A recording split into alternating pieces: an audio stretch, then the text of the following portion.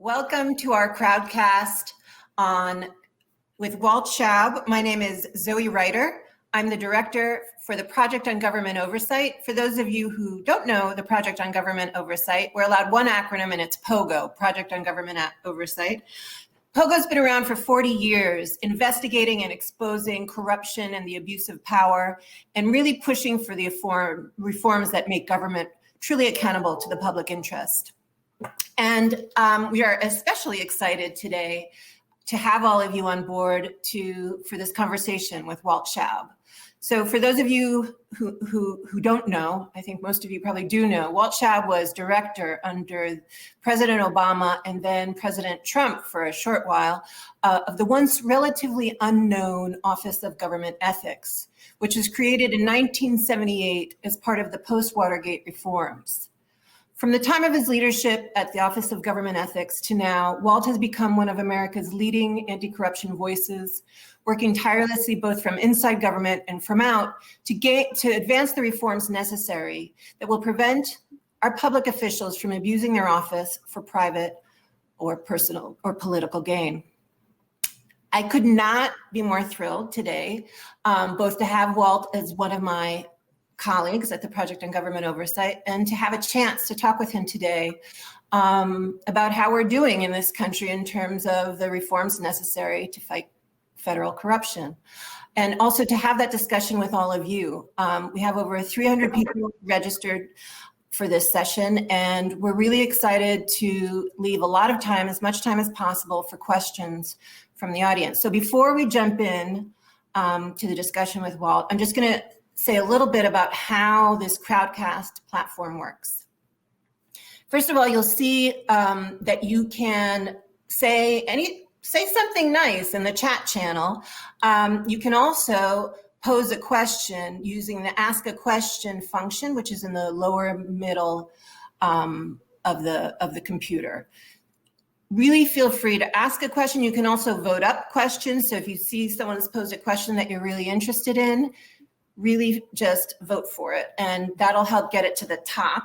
I'm going to ask Walt a few questions and really try to leave time, at least a half hour, for your questions. We'll see, how consequential I am about that. But again, let's just get started. Really happy to be here. Walt, what is the Office of Government Ethics? Well, so first of all, thanks for doing this today. I've now been at POGO for a month, and it has just been delightful. And I have to tell you, this is one of the most dedicated to fighting corruption groups of people I've ever met, and they're also delightful to deal with. So that's a little bit about my life. It's going really well right now to get to work with these guys. I am a little embittered that you used our one acronym, because now I don't get one acronym today.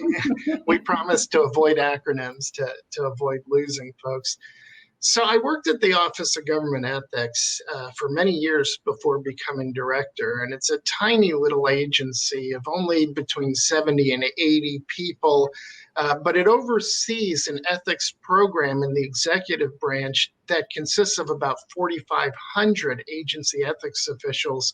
And while OGE doesn't directly supervise them, it issues regulations and guidance they have to follow. It sets the agenda for government ethics in the executive branch, and it issues interpretive guidance to the agencies, working closely with them to sort of solve the issues that they can't solve on their own.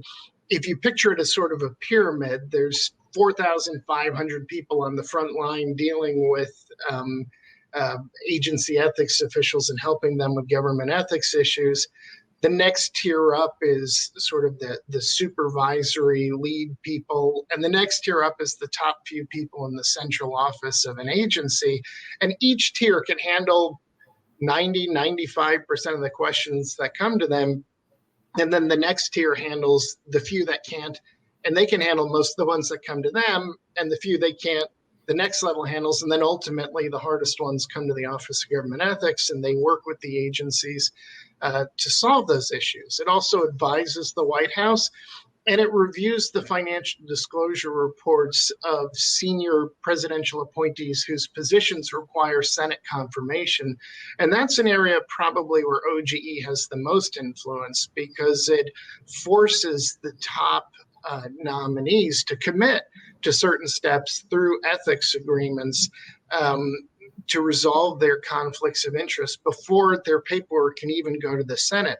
So even during the last administration, where OGE suffered a terrible lack of support, that was one area where even after I left, they continued to do a good job because they had leverage over presidential nominees who couldn't get a hearing until they agreed to these steps. So that's probably the one area that's been the most enduring. OGE also audits agency ethics programs and writes reports on how they're complying with procedures. What it doesn't do is investigate. The word investigate, by the way, appears in OGE statute, but it's like a sick joke because there's this complex procedure laid out that basically amounts to OGE has to write an official a letter and say, would you like to be investigated? And if they would, they can write back and say yes, and then OGE can hold a hearing, but nobody's going to say yes. And so that ends the inquiry right there, which is why there just simply is no investigative authority there. And I think we'll get into sort of the reforms that you'd hope to see with the Office of Government Ethics a little later. But I think to start off, I'd like you to sort of step back and tell me what do you know now about federal corruption that you didn't know 4 years ago? You know, I think the big lesson of the past 4 years is that the program was always too weak. And it really lulled us into a false sense of security because it worked relatively well. As I said, OGE didn't have investigative power and it really didn't have any enforcement power at all. But in both Republican and Democratic administrations, the White House was always supportive of the Office of Government Ethics. And the Office of Government Ethics leverage came from calling up the White House counsel's office and saying someone's not doing something we're telling them to do. And generally, there was a self-interest in the White House in supporting OGE because if they could lean on an official somewhere in the government to cooperate with OGE or do the right thing, it might prevent a scandal from erupting. And so it actually protected them. And OGE would work with them quietly to force the person to do what needed to be done.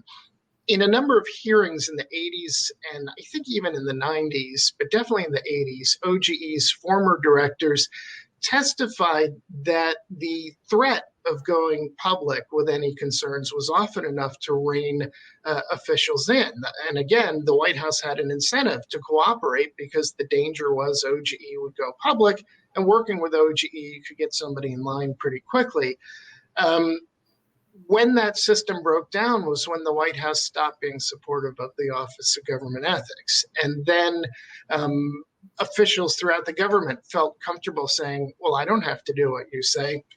And one small example of how quickly things fall apart in that respect is the conflict of interest statute, the primary one in the government, doesn't ban you from owning anything. It bans you from participating in government matters that would affect your financial interest.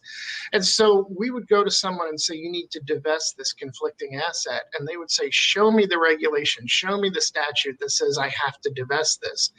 Technically, it literally doesn't say that. It says you can't participate in things affecting those interests. But if you're the Secretary of Energy and you hold energy stocks and a number of other conflicting stocks, you won't break the law by holding those assets, but you have to sit with your feet up on your desk and not do your job all day long because otherwise you'll be violating the conflict of interest statute. And the inability to investigate or impose any consequences whatsoever really became clear in the last administration what a liability that was. I'll just give you one maybe less known example. When I was working for another good government group, we uncovered that the chief of staff to Vice President Pence had stocks in a whole bunch of companies that were directly affected by the government's pandemic response. And in fact, we found photographs and meeting records showing him meeting with these companies in meetings focused specifically on the industry, like drug manufacturers or personal protective equipment manufacturers. And the meeting was specific to an industry, again, like insurance companies. And he would meet with these companies while holding their stocks, working on a government matter affecting those companies. And the government didn't uncover that. The outside groups did by looking at his financial disclosure reports and other records. And we alerted the FBI and the Department of Justice, and they had no interest in investigating it. Hopefully they'll go back and do that now that Bill Barr's gone, but I don't actually know that they will. And without any kind of objective in-house enforcement mechanism, it makes a mockery of anti-corruption rules. Even something like the infamous incidents with Kellyanne Conway using her position to advance the cause of a candidate or a party in individual elections. A Trump appointee was actually the one that made the finding that she had repeatedly violated the law and recommended that the president fire her. And the president just thumbed his nose at that official, and the counsel of the president wrote a scathing 11-page letter accusing him of being a partisan saboteur, which was particularly silly because he came from a very strong conservative background, used to work for Jason Chaffetz, then worked for a conservative watchdog group. So the idea that he was somehow out to get Trump's appointees was just implausible. And then the other real significant example was the firing of the Inspector General for the intelligence community and the Inspector General for the State Department after they took actions where they were just doing their job, the job of uncovering things. And the president retaliated against them by firing them. We're now have a bunch of Inspector General vacancies that have lasted for more than an administration. And you have to wonder when they fill those, how safe are those individuals going to feel doing the investigative work that they need to do? And I personally have a suspicion that in at least one case, an Inspector General pulled their punches for fear of being fired. And that's really disappointing because I had some real concerns about some issues that we wanted them to investigate. So the system was always too weak, and I think the lesson learned from these 4 years is going back to the way things were isn't good enough. Now, first of all, that would be a massive improvement. Don't get me wrong. Compliance is a good thing, and we haven't had that. So, it's been refreshing to not have ethics scandal after ethics scandal coming at you like it's coming through a fire hose. But going back to the way things were, there always were problems, and we just weren't quite as acutely aware of the consequences of them. And even in the best administrations, there's been a lack of enforcement. The case with Mike Pence's chief of staff, I'm not sure that I would count on the Justice Department enforcing that even in a past administration. I've sat in the office of the chief of the public integrity section at the Justice Department, and I just did not walk away with the impression that they are interested in enforcing these rules against executive branch officials, which leaves you wondering, should there be a different mechanism? If the Justice Department won't do the job, should there be some independent body that does it? Or should there be some alternative mechanisms like civil penalties? And one thing I've proposed recently is an escalating series of civil penalties that gets so huge as to really impose severe consequences even on the richest person. Because, for instance, if it was a conflict of interest, maybe the penalty would be forfeiture of the asset that created the conflict of interest, which suddenly you could be in the hundreds of millions of dollars. With a provision that if you quit right away within 30 days of an adverse finding after you've fully litigated whatever defenses you have, the penalty will be suspended. And if you don't come back during the same administration, it's waived. And then separately, we can address any criminal issues, but this would get the bad actors out of government. And you have to do a roundabout approach like that because constitutional issues prevent you from firing a presidential appointee. Only the president can do that. But you can give them a reason to want to quit. If you have a provision for settling those violations if they agree to leave right away. So, and I didn't mean to get too far down the road into solutions, but I think I wanted to highlight the contrast between what we have and what we don't have. Yeah. I think it's also important, last thing I'll just say is to remember that ethics isn't Miss Manners' rules of politeness. This isn't using the little fork first before using the big fork. This can be life and death. And I think we don't necessarily have any reason to believe that this vice president's chief of staff's influence has made anything dangerous. I think we're getting good reports that the vaccines and other measures are doing okay. But how dangerous is it to have somebody sitting in the room negotiating deals with these companies while they hold stock in them and the public safety is at stake? This is an example of where conflicts of interest actually can affect human lives, because we need to have confidence that the people negotiating solutions that are going to save us from a disease or any other threat are acting in our interest and not working to try to make a buck. Absolutely. And we will get to sort of your, you and POGO collectively have been thinking a lot about the real reforms that are still necessary. And we'll get to that in a second. I just wanted to sort of take a 50-day temperature check. If you could first tell me what you see as some of the new and goods when it comes to Biden's administration. What are you seeing that you're thinking, just briefly? So one really exciting example, and maybe it's only exciting to somebody who does this for a living, but I think we've all been through hell. And in the last administration, I mentioned Kellyanne Conway's Hatch Act violations, basically thumbing her nose at them. There's one hilarious video clip that Dave Leventhal, who's now at Business Insider, posted, just a 2-second video clip of a time when she was being interviewed. And she started saying something that I think she was worried may have come close to the line on a Hatch Act issue. I don't actually remember if it did cross the line or not, but she turned to the camera and said, "Walter Shaub, calm down." I remember seeing that. I don't think it was live, but it was shortly afterwards, and I nearly fell out of my chair laughing. And his tweet was, "This sums up the Hatch Act state of affairs with the Hatch Act in one sentence." And what's the Hatch Act for those who don't know? So the Hatch Act is a law that prohibits government officials from using their position to influence an election on behalf of a candidate or a party. It has some other provisions, but that's the one at issue for Kellyanne Conway. And it can be a little nuanced, because they can, if they don't use their official title, when they're away from work, these political appointees can go on TV just as a party official and say they support this candidate.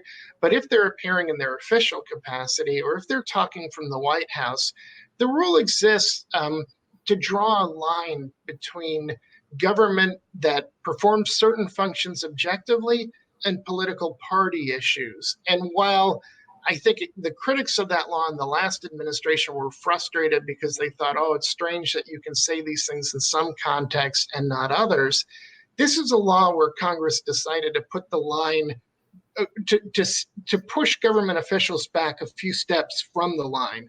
And so to avoid having government managers run around openly talking politics in the workplace and pressuring employees to do things in service to a party's interests rather than the government's operations, they really set a bright line saying you can't do politics in your government role. And so that's the one she was accused of violating. Now, to give you an example of how easy it is to forget, Kathleen Sebelius in the Obama administration was on this whirlwind tour where some of her stops were political and some were official. And she got confused where she was one time and started giving the wrong speech, basically. And so she wound up apologizing and reimbursing the government for the political travel. And I think it came mostly from the party's money or campaign's money. It wasn't her money, but the government was reimbursed. And that's sort of the way to handle it. And that's certainly the opposite of what we saw in the last administration, where after dozens and dozens of violations were found, they never once admitted that they had made a mistake, and they doubled down on the idea that the law was stupid. Meanwhile, the office that enforces that law was running around firing career employees. So although the public got the impression the Hatch Act is dead, it actually is alive and well and very scary for career officials who are losing jobs over this. But the political officials were getting away with what their subordinates were not allowed to do. It turns ethics on its head to have the people at a higher level with more power held to a lower standard than the people at a lower level with less power. So more recently, I think it was Friday, Marcia Fudge, the new Secretary of Housing and Urban Development, started out okay in a White House press conference. A reporter asked her a question about her replacement in Congress and the upcoming elections. And she correctly, remembering her training, said that she can't answer that question. And then they persisted and asked a similar question in a different way. And unfortunately, they hooked her and drew her in, and she answered. It was, to my sense, a Hatch Act violation. We're not talking a major Hatch Act violation. There's a proportionality here. What the last administration did was egregious, and this was a blunder. It was an innocent mistake. But it was a real test for the new administration as to whether ethics matter. And I think they passed that test this weekend when Fudge apologized. She said, yeah, I shouldn't have said that, and I'm going to do better going forward. And, we have a responsibility to follow the rules. And with that one statement, they turned a minor violation into a major win, because it now sets a precedent early in the administration for all the other officials to emphasize doing the right thing. And when you do the wrong thing, which will happen, no administration has had no mistakes, address it right away, and you can avoid the harm the law is trying to avoid, which is politicizing the workplace. You're not politicizing the workplace if you're admitting, oh, that was just a mistake and I won't do it again, as opposed to doubling down saying, I have the right to say anything I want. So I think that really captures the difference in messaging and its importance. And that has been such a relief.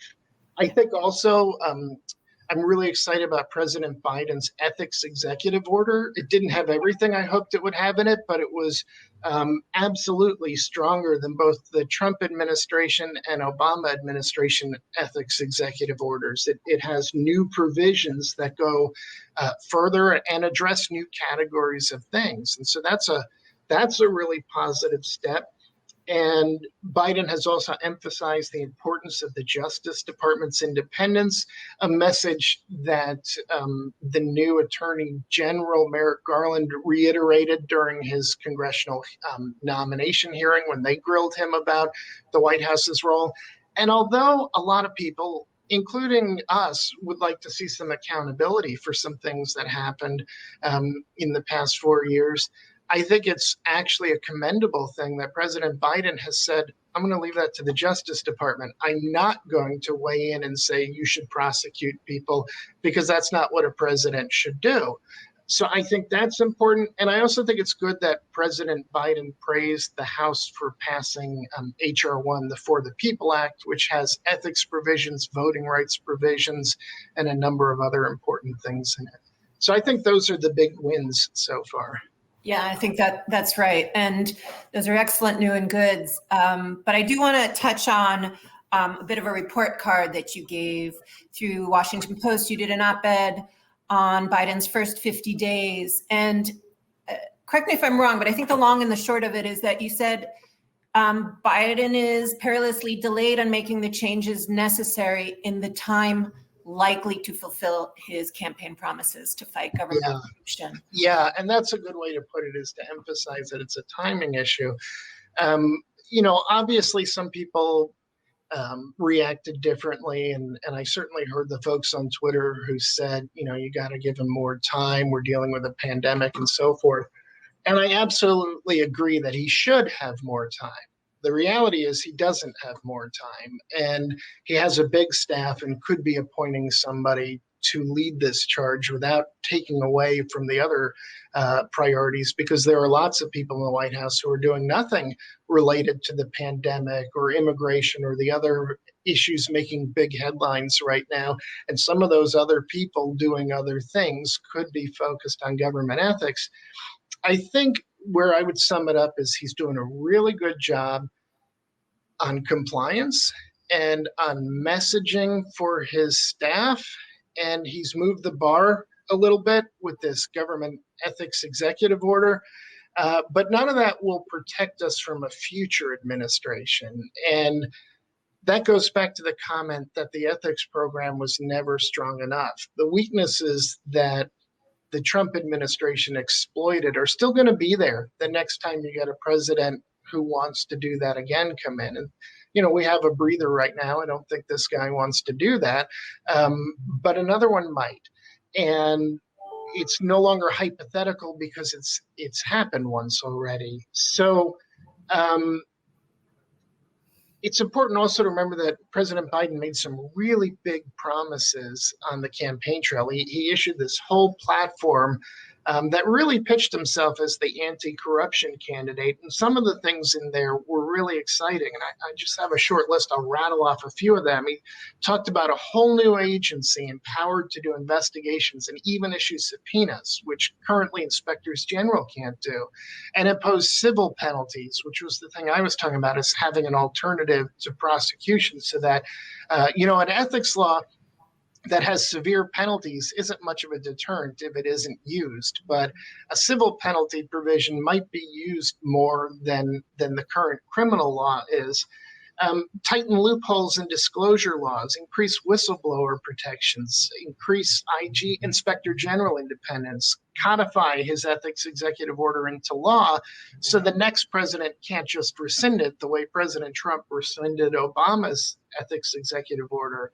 Create a transparency database, require presidential candidates to release tax returns, broaden the definition of lobbyists so lobbyist disclosure laws apply to people behind the scenes, and a whole bunch of other things along those lines that are pretty powerful measures to transform government. And he understood that this had to be done by legislation and emphasized that that's what he was going to pursue. The problem is to get anything through our broken Congress, first through committee in one chamber and through committee in another chamber and through the vote in the House and in the Senate and up to the president's desk, is not a process that can be done quickly. It can't even be done in a year. And right now, he's got the home field advantage. We're not endorsing one party or another or suggesting that one or another should be in charge. But the reality for President Biden, from his perspective, is that he's got the Senate on his side by a slim majority. And he could lose that in November next year. And so if he's working backwards from that time period to say, I got to get something passed before then, it's not too late, but it's going to be too late really, really soon if he doesn't make somebody the ethics reform czar inside his administration. He's got tons of good people in there that can do it. I'm not signing up here to do it, but there are plenty of people in his administration not working on the pandemic and not working on immigration or other big headline issues who could be working on this. So I worry that if he doesn't roll up his sleeves and get to do that soon, we'll have a nice respite for 4 or 8 years from some of the corruption, but we won't have any protection against the republic threatening corruption of the last 4 years. And he knows that. He said that in his platform. He said it's not enough for a new president to come in and be ethical and lead an ethical administration. We have to make lasting changes that will go into the next administration. So I'm merely taking him at his word when I say that he understands that and wants to pursue that. And so that was my concern. And my goal in writing that piece wasn't to bash him, it was to nudge him. Just as I tried to nudge President Trump when I tweeted something from OGE about him saying he's going to resolve his conflicts of interest.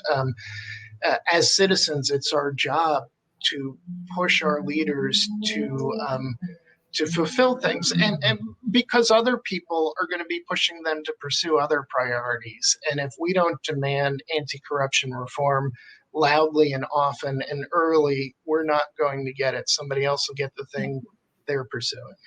And I think that's probably a good segue. I want to jump ahead a little bit to the question. Well, we're sort of in it. The question of political will, and basically, you're pointing out that we can't count on first of all, you can't fight corruption with gentlemen's agreements, and we need real legislative change.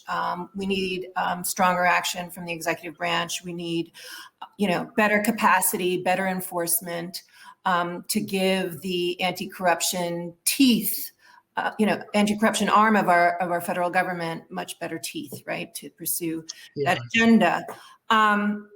So I want you to do two things quickly, because I definitely want to give our participants time for their questions. Sure. One is, we have a big piece of legislation being considered on the Hill for the People Act, also known as HR 1. How much does that get at some of the reforms that you have come on board with POGO to push for is part one? And then sort of what is the other piece? And then once we understand what that other piece is, I'm going to make a plug for forthcoming work with you to really engage, actually with you and with me, citizens beyond the confines of DC to really push and help leverage the political persuasion necessary to advance those reforms. We'll talk about that in a second. But if you could, just say a bit about what this so-called HR 1 legislation has in it that is getting at some of these reforms, and then what's missing that we're going to continue to pursue and fight for. So it has some good government ethics provisions in addition to some of the other items that have been touted. Honestly, it doesn't go far enough in that area, and so HR 1 would be a down payment. It certainly doesn't cover most of the things in President Biden's platform. It does, of course, push voting rights issues, which have suddenly become urgent due to the sort of wave of Jim Crow-like laws that are being introduced in state governments across the country, and they're very alarming, and this would help combat that. And I think that's understandably something people are focusing on primarily right now, because that is such an urgent thing, and it goes to some of the root causes of the corruption we see, as well as the dark money issues and just generally campaign finance or gerrymandering or the hopeless deadlock at the FEC. So those are a piece of it because they go towards root causes. On the government ethics front specifically, it certainly requires a president to disclose 10 years of financial disclosure reports. It imposes heightened disclosure restrictions on the kinds of privately held companies this last president had, President Trump. And if you refuse to comply with them, it requires divestiture of those assets. And so you're presented with a choice of, I've either got to get rid of them or I got to tell you more about them than the last guy who had this stuff did. It also puts some restrictions on government dealings with companies owned by the president. It imposes some additional revolving door restrictions on government officials who come in from private industry and then work on issues affecting the industries they came from. So to keep it briefer than some of my other answers have been, it definitely addresses some of the items that we care deeply about, and I'd like to see it pass for that reason as well as the voting rights reason. And then I'd like to see Congress take up some of the other issues that we're pushing. Yeah, and to that point, I'm just going to direct our listeners. You'll see a little green button and it says, what does it say? I have to lift my notes. Become a POGO ethics advocate. But that basically button signs you up for is a couple things. One is you will be the first to receive the soft launch of Walt's forthcoming newsletter, which will be all around these issues. And it'll really be meant to be a conversation beyond the Beltway to help our supporters and our partners really stay informed and use that information as a basis for more powerful advocacy to increase political will in support of our agenda. It will also, by signing up on that form, you will be receiving more information from POGO about how you can take action in your districts, how you can really become a POGO ethics advocate together with us to really garner that political will that we need around the core set of reforms, as Walt said, need to happen, and they need to happen now, or we're not really fixing the problems that were so well illuminated in the last administration and are not by any means resolved. So please do sign up. We really would welcome folks who are engaged in this session to stay informed, both through Walt's newsletter as well as opportunities for civic engagement and citizen-led advocacy together with POGO. Also, so from there, Walt, if folks were to sign up, what would they be helping you push for? So a couple things, and let me just say about the newsletter. My goal with this is to actually open up a conversation. You know, I've enjoyed talking to many of you on Twitter, but Twitter is not a forum for any kind of nuance, and it's certainly limited by characters, unless 280 characters, unless you want to read annoying threads. And so the idea of this one is to actually address substantive issues. This isn't one of those fluffy promotional email things where it's just going to be like, here's why our group is great. I'm really more interested in developing a network of people that I can talk to directly about the government ethics issues we're pursuing, and do some of the educating that I've tried to do on Twitter, but there just isn't enough space to be able to really elaborate on some of these issues. So, and of course, I'll still publish some op-eds in major newspapers and things, as I often do, but I really wanted to create an avenue where I don't have to get a newspaper to agree to write it. I can just talk to you directly and bring you in as somebody on the inside of our circle of what we work on. So that's the thinking there. And if you sign up for it and don't like it, you can always unsubscribe and tell me on Twitter that I'm a big jerk or something. But some of the things we're going to push for, and we're trying to build support among the public too, because ultimately the way to pressure legislators is to have members of the public engaged and saying this is important to us, is some of the legislative reforms that we talked about. HR 1 may not pass, and then we're going to take up where it left off on those ethics provisions and try to get them to pass that way. Now, we won't give up hope on trying to get HR 1 through. But as I said, that's only a down payment anyways. I'd like to see some legislative form to actually address presidential conflicts of interest through more than just disclosure, actually requiring certain steps. And of course, the tax returns, if HR 1 doesn't apply, we want presidential tax returns. I also would like to see presidential candidates required to declare an ethics plan early on in the process. They have to file a financial disclosure form within 30 days of declaring themselves a candidate. At that time, they should be required to issue the plan telling us what we're going to do with the conflicting assets that they've identified in their form.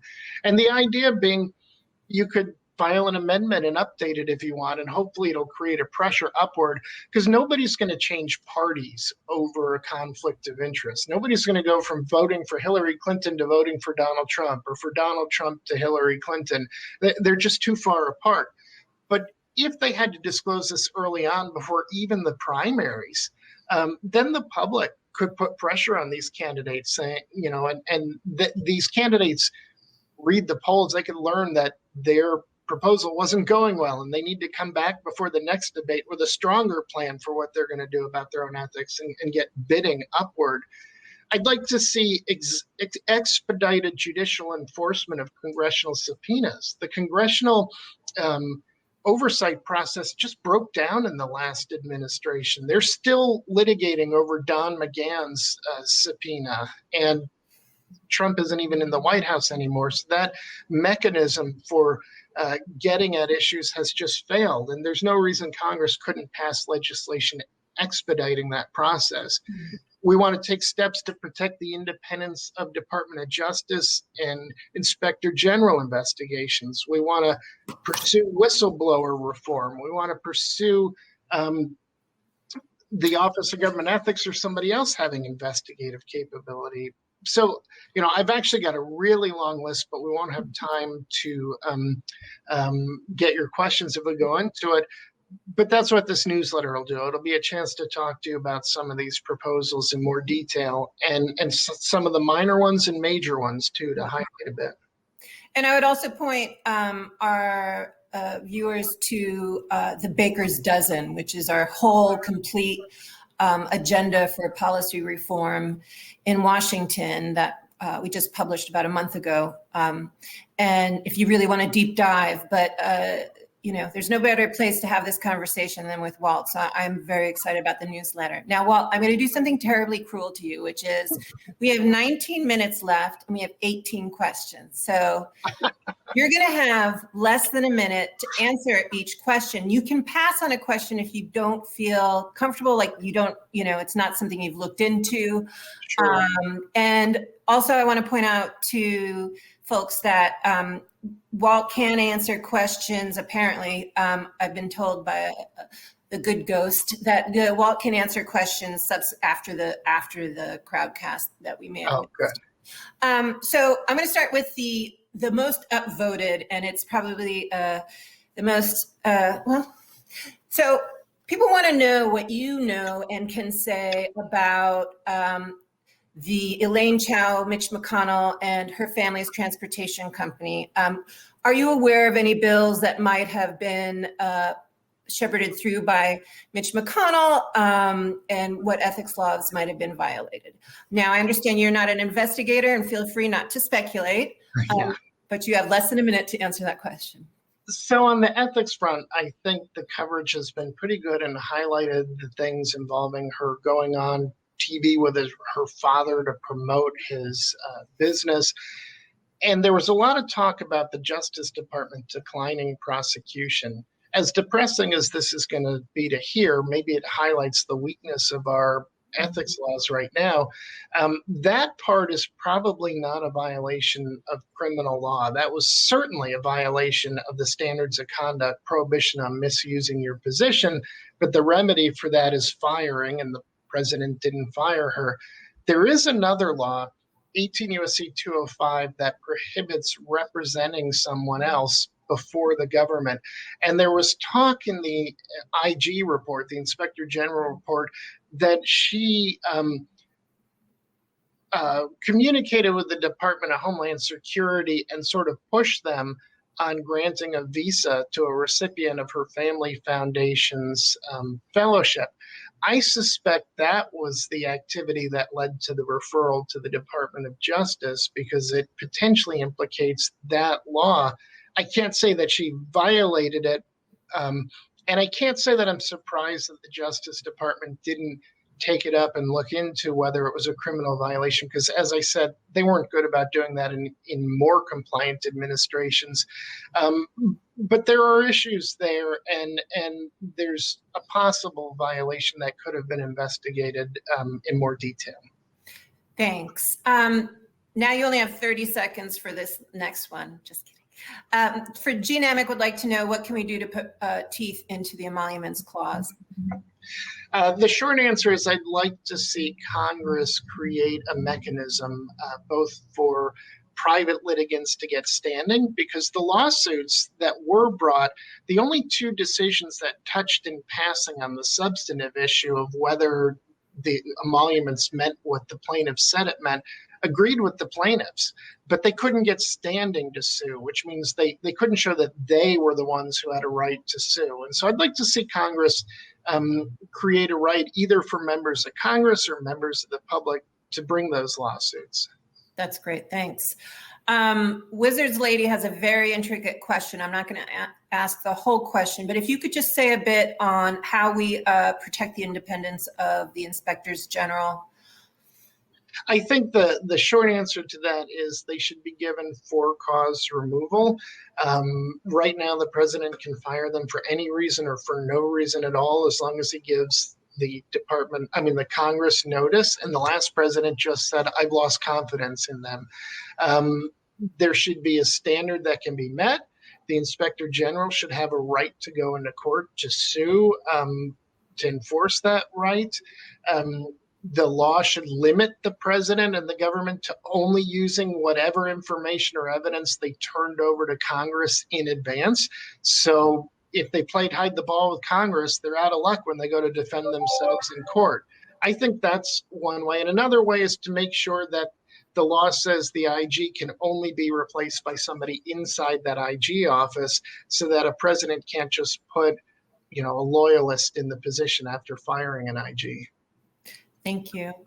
We have a question from Mike that I think you touched on in many ways, and it's multiple questions. So I'm going to just pull, basically it's going after the teeth of like making it, so we don't rely on gentlemen's agreements and norms when it comes to ethics. That ethics are no longer about what's proper, but what's legal and what will be sanctioned and what will be investigated and what will be enforced.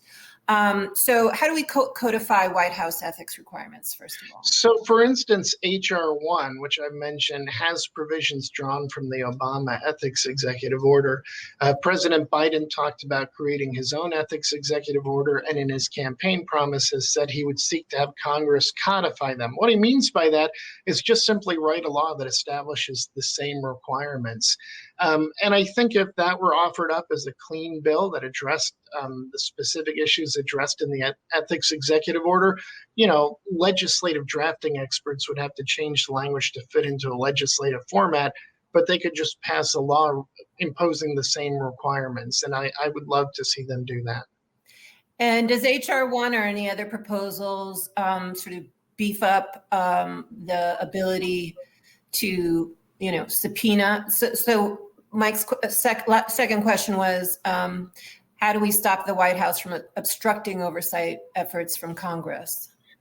So I don't remember for sure, but I don't think H.R. 1 includes subpoenas for inspectors general. So I would love to see inspectors general and even other investigators, including the Office of Government Ethics or others, get subpoena power to be able to compel the production of records and testimony. And if they had that power and could go to court to enforce it, and if they had protections against being fired so they weren't afraid to use it, I think that would be a powerful weapon in uncovering corruption.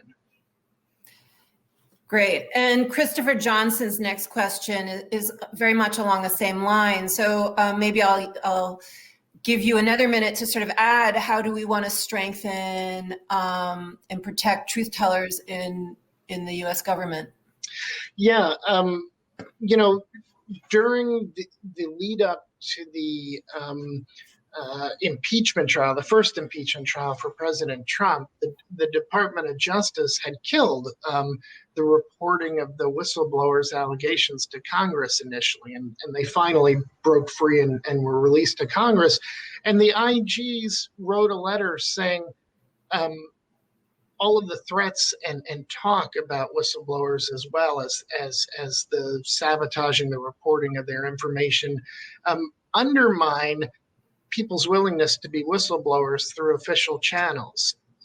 Being able to be a whistleblower through official channels does two things. One, if you can do it safely, it prevents people from leaking. So the government should like that. And two, it makes people willing to come forward with wrongdoing. And inspectors general can't function independently unless they have whistleblowers coming to them. And over 70 inspectors generals signed on to that letter. POGO has advocated strengthening whistleblower protections. And to just rattle off a few examples, federal employees don't currently have the right to a jury trial on whistleblower retaliation claims, even though federal contractors do and private employees do.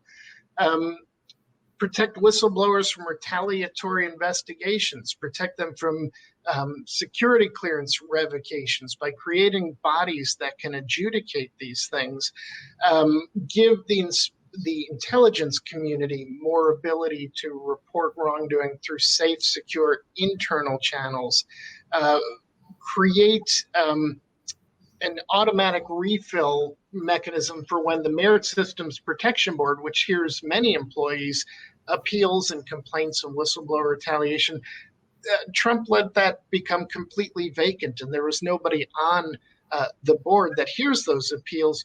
You could have a mechanism where the most senior career employee in that agency was automatically elevated to the board position until a new presidential nominee was confirmed. So again, I can go into more detail in the newsletter and the various proposals, but I think whistleblowers are a big piece of that. Absolutely. We have a question from an old colleague of mine, Joe Foti, who is the head of research for the Open Government Partnership, the Secretariat. And Joe wanted to know how international initiatives can help bring visibility and coordination to the ethics and rule of law agenda. And I wondered if that's something you could speak to quickly. So two things come to mind. One was when I was at the Office of Government Ethics, OGE worked with international organizations in certain countries and traded information and best practices. So that's one way. Another is a very specific recommendation that came from one group that was leading a review of U.S. anti-corruption mechanisms for the Organization of American States, which the U.S. is part of. And they expressed concern that prosecutors were not independent enough. This was in the early 2000s. And the government kind of scoffed at that and responded and said, you just don't understand our constitutional system, and these guys are fine. And then in the last administration, we saw Bill Barr and his top political appointees interfering with prosecutors to either protect presidential allies like Michael Flynn or Roger Stone, or to call for investigation of perceived political enemies or rivals. And I think there's some real concern there that this group sounded 15 years or so before it became a problem. If we had done a better job listening to them, maybe more people would have studied that issue before it became a reality. Thanks, Walt. Sorry, I have a lot of experience with those reports, and somebody who worked on fighting corruption in Latin America and then came back to the United States to fight corruption at home. I would also, point to there's a lot of lessons to be learned out there, and just really fully understanding that our domestic corruption problems are part of transnational corruption flow. Yeah. And the more that we are able to understand that and prevent, the kinds of corruption flows that, got us to the first impeachment trial, I think we'll be better off. So a great question from, I think, is a law student. What led you to careers in government oversight and ethics? And what would you recommend as a course, like one course or one activity to those with an interest in this career path? So some schools are actually creating a government oversight course. They have one at my old law school, Washington College of Law. And the past several years, I've flown up to Harvard to be a guest teacher in a class that specifically focuses on government ethics. And so a lot of classes are teaching that. If you're a law student and they're not teaching that, certainly administrative law is a good way to go. It sounds dry, but it's actually where most of the action is, and it'll give you a solid understanding that could help in that role. And if you're not in law school, but you're considering grad school, public administration is another good way to go. Thank you. A question for Patty Mulligan. Who would you like to give a shout out to in either an individual, a committee in the current administration that's doing ethics really well? Well, I said it before, but I want to reiterate. I just think it was terrific that Marcia Fudge just owned up to a mistake and set about correcting it. And I actually think that speaks higher than somebody not doing that. I also think that as we look at some of the ethics agreements of these individuals who've come into government, a number of individuals are continuing a tradition of divesting a lot of assets. And I think that sets a good message. And I'm greatly relieved that the current president doesn't own private companies. So that's helpful too. Thank you. The next question from Walt French, I'm going to try to, how would I put this? So I think the question is really trying to get at, look, we get you call out potential conflicts of interest or the appearance of conflict of interest and try to demand the highest ethical norms without fear or favor. But is there a cost when you raise questions when it's, and he's referring to Fauci on releasing his outside interest reports. How do you weigh that? How do you weigh calling attention to someone who I think for those of us who believe in science and we really saw him as a champion for the pandemic response, and I actually don't know if you called him out for this, but let's just say he isn't releasing reports that he should be in terms of the ethics standards that we're trying to pursue. Do you think it makes sense to hold back given the terrible challenges that this country faces in terms of fixing our sort of systemic flaws? So I'm not specifically aware of any issue with Fauci. I don't know if that's a hypothetical or if I missed a news story. But I think it's important to acknowledge proportionality. Certainly, I think there's a great big difference between, for example, Marcia Fudge crossing a line after having made a good effort to not do it, and Kellyanne Conway repeatedly violating the Hatch Act according to one of Trump's own appointees and openly, defiantly mocking the enforcement mechanism. I think that proportionality is important. I think within the framework of acknowledging proportionality, however, it is important to hold folks to a higher standard. And I think there's a danger in not being willing to speak to violations that do occur, because then it delegitimizes complaints when there really are serious complaints, because people will write that off as partisan and say, oh, you only complain when the other side does it or something, whichever side they think you're on that week. And so I think I think we have some areas of agreement and some areas of disagreement. I don't think that a person should be said they're valuable and therefore we can't criticize them. On the other hand, I do agree with what I think is sort of an underlying premise of the question, that you want to do it proportionally. And certainly nobody suggested that Marcia Fudge had committed an egregious sin, but I did take to Twitter right away and push her to do what Kellyanne Conway didn't do, which is acknowledge a mistake and emphasize the importance of the law by committing to do better.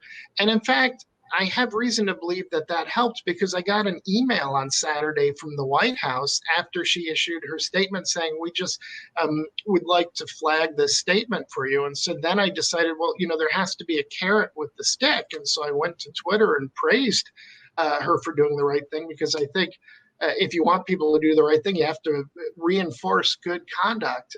But the fact that the White House emailed me directly, somebody I had never interacted with before, showed me that they're sensitive to this kind of pressure, and maybe the public can have a role in getting these folks to do the right thing. And as a result, now it's a very minor issue. The newspapers have moved on from it. They didn't turn this into a Kellyanne Conway thing. So I think it's just important to have a nuanced approach. Thanks, Walt. We only have a minute left. And so what I'd like you to use that minute to answer the question from Peter Arlowitz. Do you have any specific advice for agency ethics officials who don't work for the Office of Government Ethics? Yeah, I think for agency ethics officials, it's really important to be good at saying no, to establish yourself as a trustworthy advisor so that people will come to you for advice voluntarily rather than thinking you're the policeman they have to hide from, but also maintain a detachment from agency management, which can be very hard to do when you're embedded in there, and often you work in the office of general counsel. So other duties in that office, either of yours or your colleagues, are strictly management sided. And that's a fine line to walk. One of the things you can do is call OGE often, or if your current system doesn't allow you to call directly, but you have to go through channels, encourage whoever has the authority to call them often, because OGE is often willing to play the bad guy. And you can fob off on OGE the person's frustration and say, I know they're being so mean to you and I feel bad, but we have to do it because they're the authority. So I think that's one way. And then the other thing I would encourage you to do, and this is really advice for all government officials, is tell the truth. Just always tell the truth. And that is so easy sometimes to get sucked into saying something expeditious. But when I was debating whether to quit in the last administration in early 2017, every day I asked myself, can I fulfill the mission? Can I do the mission morally and ethically? And can I tell the truth? And if you can't tell the truth, then work for a different office. So, thanks, Walt. In closing, I just want to refer folks to something you said to me earlier, I think it was yesterday, and you talked about civil servants as the last line of defense to a corrupt president. And I really took that to heart, and I just want to let folks know that one of our main priorities will be to strengthen the rules and protections of our civil servants. Yeah, I'm sorry I didn't get to that, because that's actually one of my biggest, most passionate pursuits right now, is I view the civil service rules as actually perhaps the most important ethics rule, because they free government officials to reject unlawful orders and to uphold the rule of law. And for you to be able to do that, you need more protections. And that's something I think we need to fight for. Thanks, Walt. I'm going to remind everyone to please sign up to become a POGO ethics advocate. What you're really signing up for is not forced labor. We swear you get to be some of the first to receive Walt's newsletter, and you will also be informed about opportunities to become an ethics advocate. And with that, I'm going to shut us down because I have to catch a plane. Do you have any final words before I lock us down? I just want to thank all the people for joining us today. It's so nice that even though we've gotten a bit of respite from the fire hose of government ethics scandals, you still care about this stuff enough to pay attention. And I'd love to keep working with you to build up the government's defenses before the next crisis. So sign up for the newsletter. I'd love to open a conversation with you that way. Thanks, Walt. I'm going to end the broadcast, but it will be available for anyone who wants to watch it or share it with your friends. And Walt will try to answer some of those questions. 9 remaining, Walt. You got homework. Okay. All Have right. a great day. Take care. Thanks. Bye, everybody.